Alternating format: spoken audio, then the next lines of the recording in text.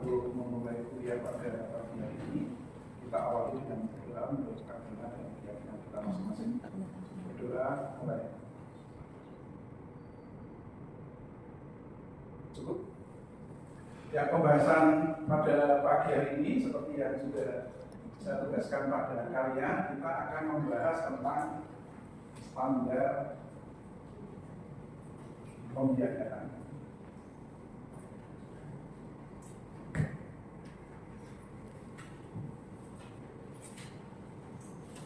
Nah, kenapa standar pembiayaan ini penting, teman-teman? Karena Anda nanti kalau lulus gelarnya apa? MPD. MPD-nya sekarang apa? Magister itu dari bahasa Belanda yang artinya ahli pendidikan. Karena ahli pendidikan, Anda harus menguasai kalau dulu 8 SMP apa? Standar nasional pendidikan. Apalagi Anda mayoritas kepala sekolah mesti menguasai salah satu standar, yaitu standar pembiayaan. Nah, ini akan kita runut dari regulasinya.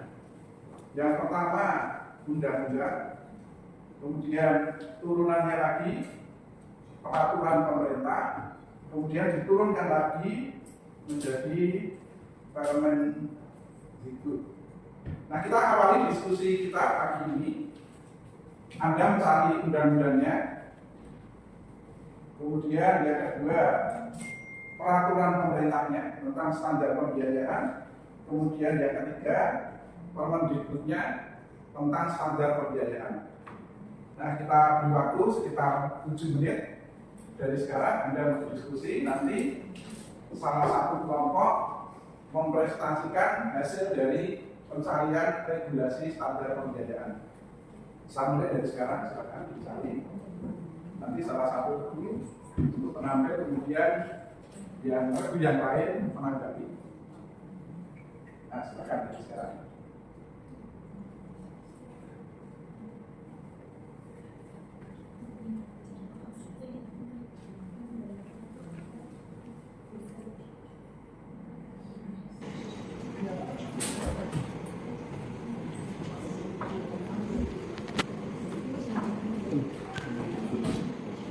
Saya kira cukup karena Anda pasti sudah menerapkannya tentang standar pembiayaan.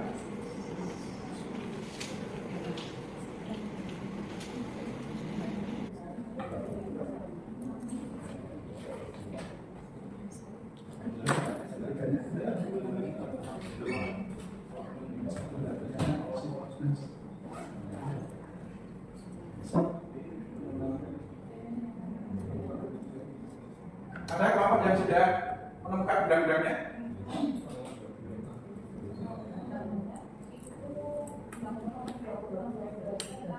Ya, kelompoknya ada. Bahkan nanti ditulis undang-undang tentang standar pembiayaan. Tidak ada salah satu boleh langsung tulis. Silakan. Ya, waktunya ada aktif. Ya. Silakan ditulis undang-undang nomor berapa, pasal berapa. Pasal biasanya hanya memungkinkan.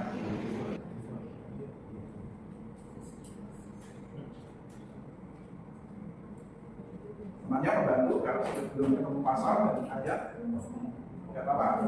Yang lain menambahkan.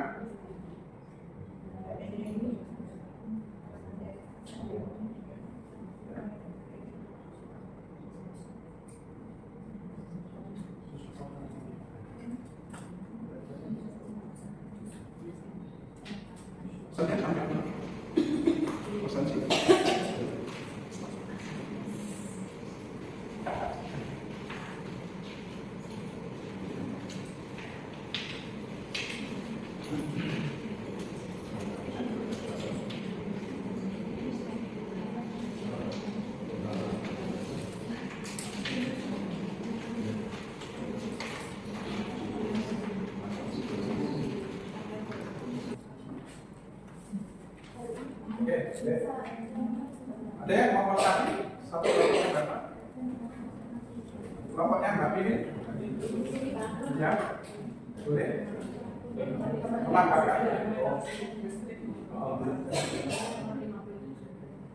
Peraturan pemerintah nomor 57 tahun 2021 tentang standar nasional pembiayaan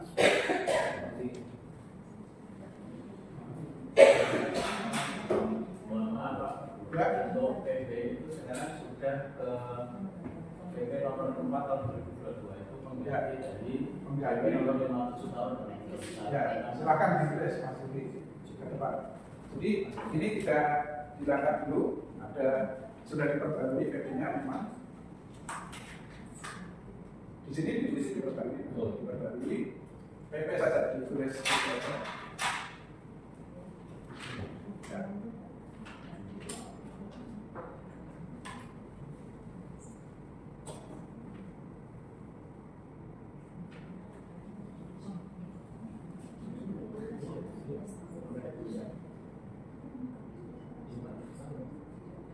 Yang lain melengkapi undang-undang Sisdiknas pasalnya yang menyangkut anggaran pendidikan. Nah, silakan maju dilengkapi saja. Langsung boleh.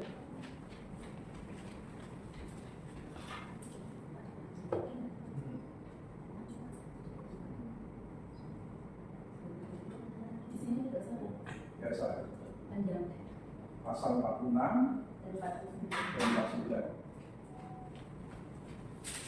Oke, jadi teman-teman, ini regulasi yang mengatur pembiayaan pendidikan. Nah, sebetulnya regulasi turunannya ada Pergub, bawahnya apa? Ada Pergub. Jadi semakin ke bawah, ini sudah saya sampaikan dari atas ke bawah, peraturan ini semakin rinci. Kalau di sini undang-undang sangat berubah, masih berubah. Jadi sekolah nggak bisa apa-apa kalau hanya membaca ini. Coba yang Regu 1 dibacakan saya, Sisdiknas nomor 20 tahun 2003 pasal 46 bunyinya. Ya, dibaca silakan 46. 1. Pendanaan pendidikan menjadi tanggung jawab bersama antara pemerintah daerah dan masyarakat.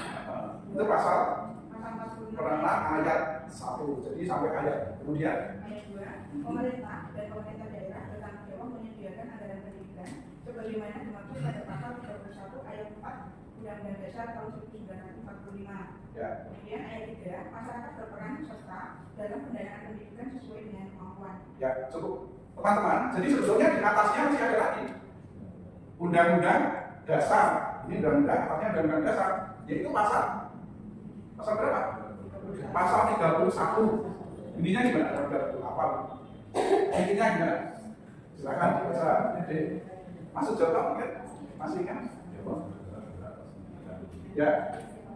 Tiap warga negara berhak atas pendidikan dan seterusnya. Teman-teman, kalau kepala sekolah hanya membaca UUD 45 pasal 31 juga belum bisa bergerak apa-apa.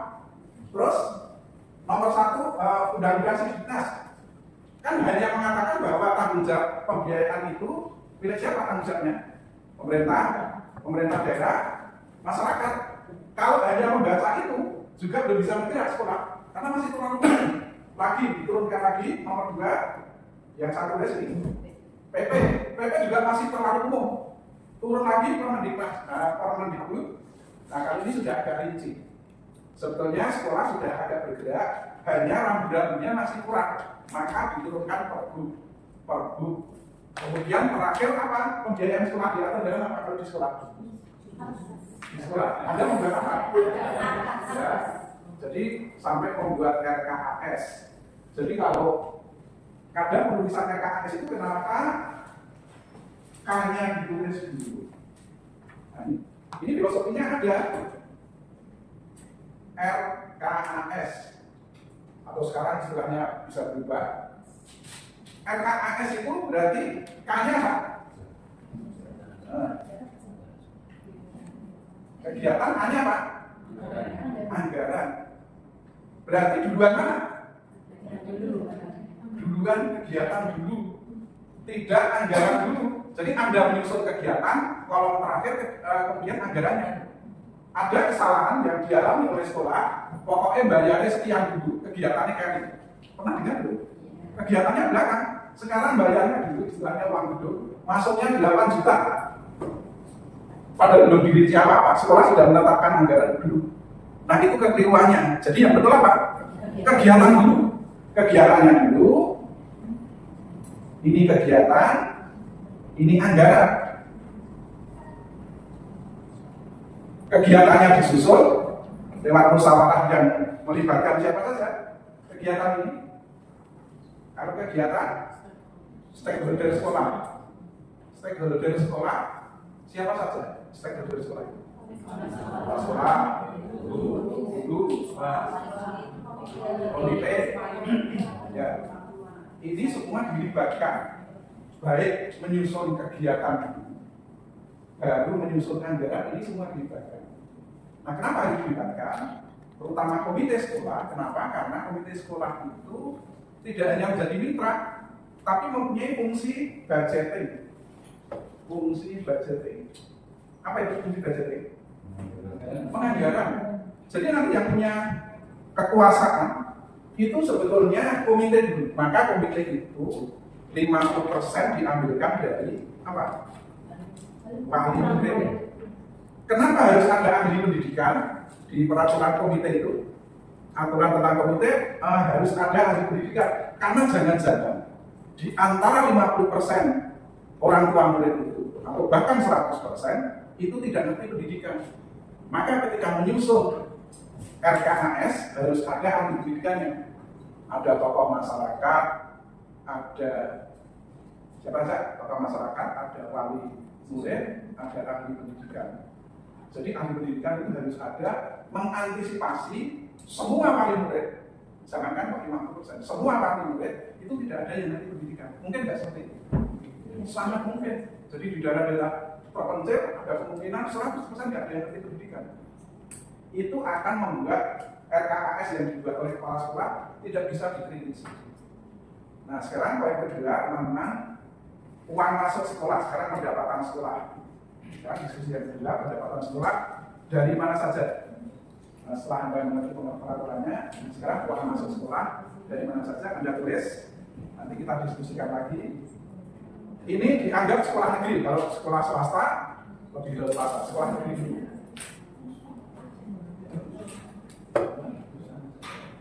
Nah, 5 menit saja waktu yang diberikan.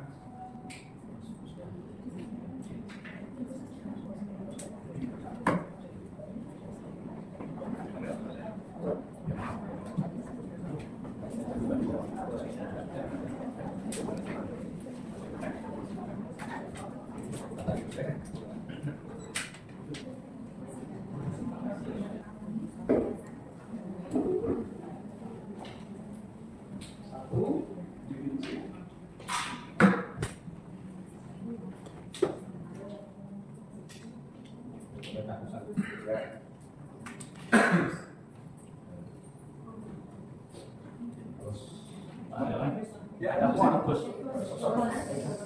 Pendapatan.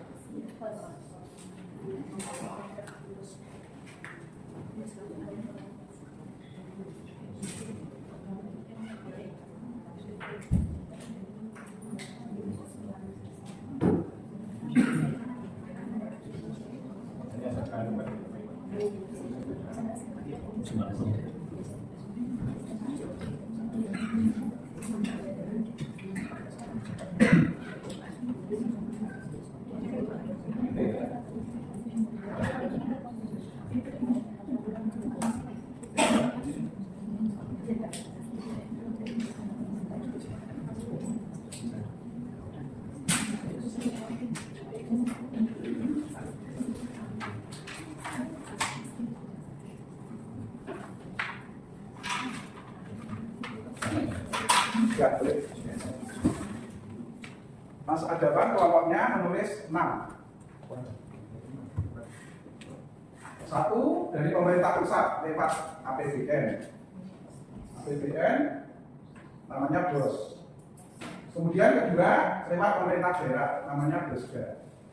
Kemudian 3 BLUD. Singkatan apa Mas Adawan? Badan Layanan Umum Daerah. Badan Layanan Umum Daerah. Tapi ini hanya untuk SMK, di SMP dan SMA.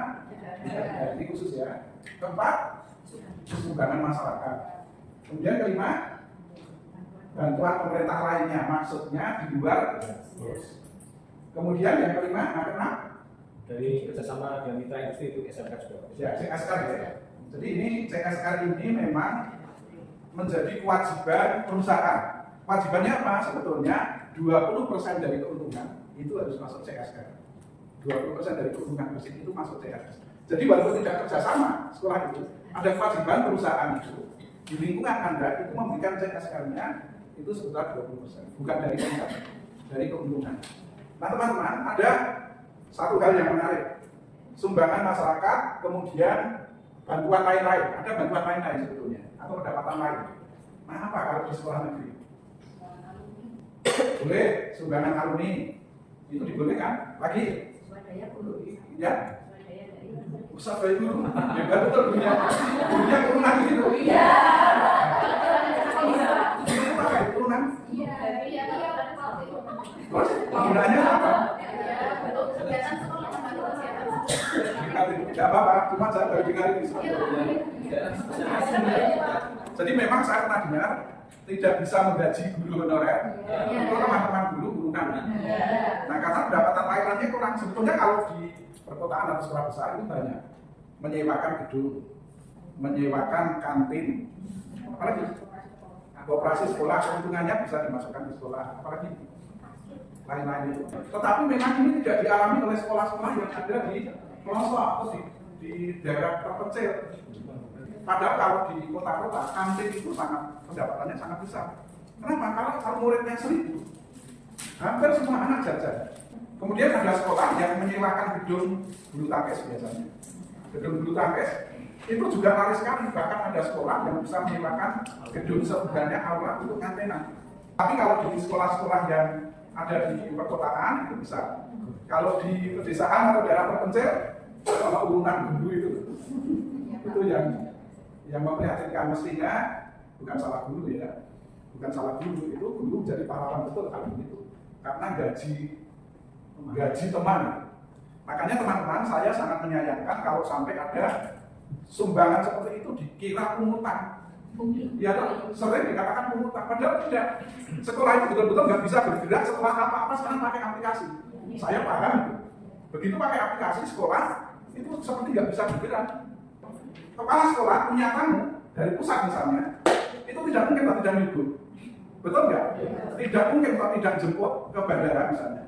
Apa jemput ke bandara dari itu dianggarkan di APBS? Tidak. Maka ada dana kontingensi. Dana kontingensi. Kalau di sekolah swasta itu ada dana taktis kepala sekolah. Itu pertanggungjawabannya di hati nurani. Ada satu sekolah yang saya ngerti, dana taktis kepala sekolah itu ada bendera tersendiri. Yang ngerti adalah lingkaran kepala sekolah, warga, ngerti. Dan itu dipertanggungjawabkan, tapi tidak dipertanggungjawabkan ke komite. Kenapa? Karena ini non-budgeter. Jadi dana taktis kepala sekolah itu non-budgeter. Di APBS saja ada uang untuk menyambut kepala sekolah baru, ada tidak? Tidak ada. Untuk lembur akreditasi ada nggak? Tidak ada. Maka pandai-pandai kepala sekolah, Anda sebagai manajer dalam suatu sekolah itu menganggarkan. Memang akreditasi ada anggarannya, tetapi anggarannya tidak akan cukup menutupi biaya sebenarnya. Betul tidak? Betul. Menjelang akreditasi itu Anda belum bisa setengah tahun. Iya, setengah tahun. Mulai ibu kan bisa disenangi suaminya. Nah, kalau akreditasi itu sampai malam kok. Maka saya paham teman-teman, penganggaran ini memang pandai-pandainya kepala sekolah. Itulah sebabnya kita diberi mata kuliah standar pembiayaan. Jadi ada ruang diskresi yang dimiliki oleh kepala sekolah untuk menggunakan anggaran.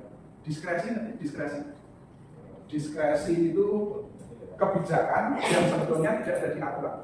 Misalnya polisi jalan tol itu hanya berjalan ke timur semua. Tetapi karena keadaan polisi boleh membuat 2 jalur, itu diskresinya polisi. Kemudian karena ada pejabat negara yang lewat, lampu merah kan mestinya berhenti semua. polisi punya diskresi lampu merah menjalankan lalu lintas pembukaan pejabat. Nah, kepala sekolah mestinya tidak ada anggaran untuk jemput tamu, ada tidak? Tidak ada. Maka itu diskresinya kepala sekolah boleh lewat dana kontingensi. Dana kontingensi. Nanti kalau ditanya oleh pengawas, Anda bisa menjawab. Ini saya pertanggungjawabkan, tapi tidak di depan komite. Di depan siapa? Stakeholder non komite. Karena yang di komite itu yang budgetar, yang non budgetar cukup guru saja. Jadi teman-teman, itulah pentingnya kita mempelajari standar pembiayaan. Ini sumbangan masyarakat lewat komite.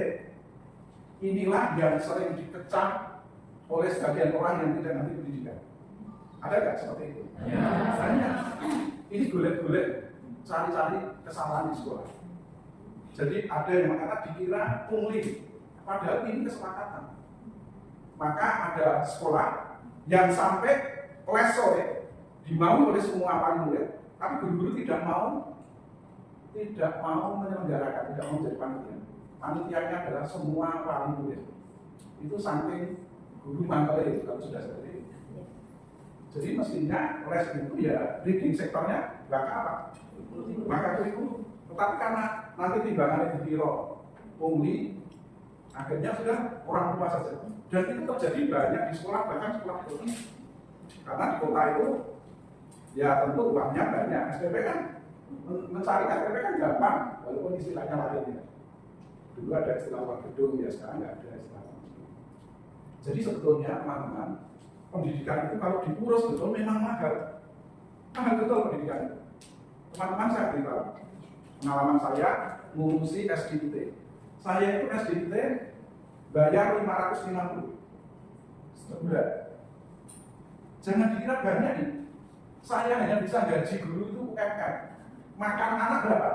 6.000 per hari. Coba ibu-ibu bisa bayangkan 6.000 per hari makan anak.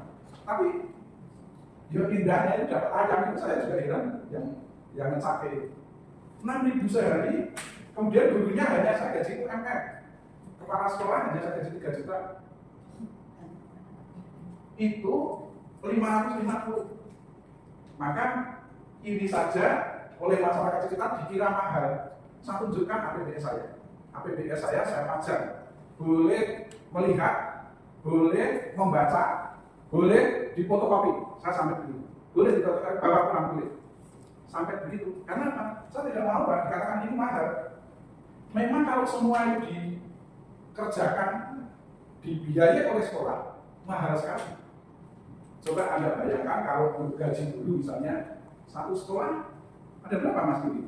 Kira-kira gurunya SD sekitar berapa rata-rata? 9 sampai 15 ya, sekitar itu.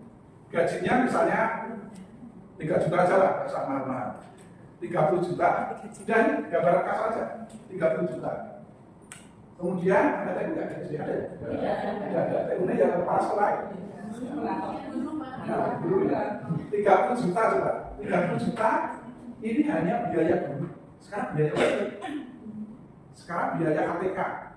Bisa semua 50 juta. Nah, nggak usah ada apa-apa 50 juta. Murid Anda misalnya rata-rata SD 100, misalnya 100. Anda bagi 50 juta dibagi 100 berapa? 500 ribu juga. Sekolah negeri bayarnya 500 ribu sebulan.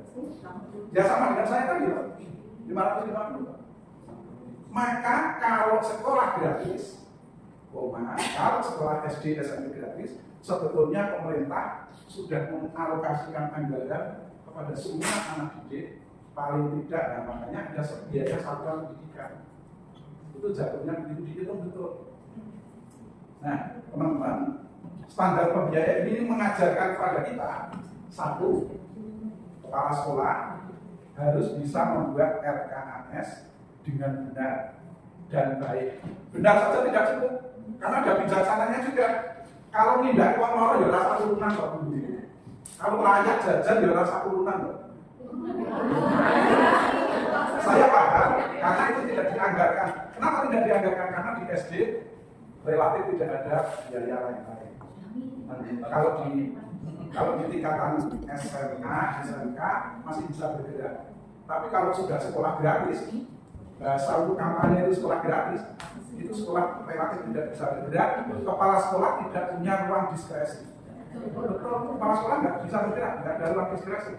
Almigo data urunan, alfaya urunan. Padahal di sekolah-sekolah yang level atas enggak, itu sudah dianggarkan. Maka sekolah gratis itu sebetulnya mungkin, tetapi biayanya mahal sebetulnya. Yang diberikan oleh pemerintah itu tidak cukup. Pengalaman yang para SD mana? Coba saja. Para SD. Nah, Mas Osman, gimana kalau pendapat Anda kalau sekolah gratis itu menyebabkan apa? Kalau sekolah gratis? Contohnya apa Mas? Kalau ada apa? Jadi apa? Ada kegiatan sosial. Apalagi yang namanya kepala sekolah itu secara pandangan dari guru itu sudah dirasa mampu, cukup, kurang kurangnya seperti itu Pak. Kalau langsung dari jajan, bulan seperti itu. Kalau tidak ada seperti itu berarti kepala sekolah orang tidak jake, padahal kondisinya tidak jake, padahal kondisinya mungkin hampir buruk dari dulunya. Itu jadi pendapat Mas Osman. Ada yang pengalaman jadi kepala sekolah? Nah, Aminator, kepala sekolah. Oh, tapi ini swasta kaya ini. Ya. Gimana Mbak Aminator kalau di swasta pengalamannya gimana? Resiko ya Pak, belum tentu satu instansi sama-sama swasta kan beda caranya. Masuk saya yang di Usman tadi.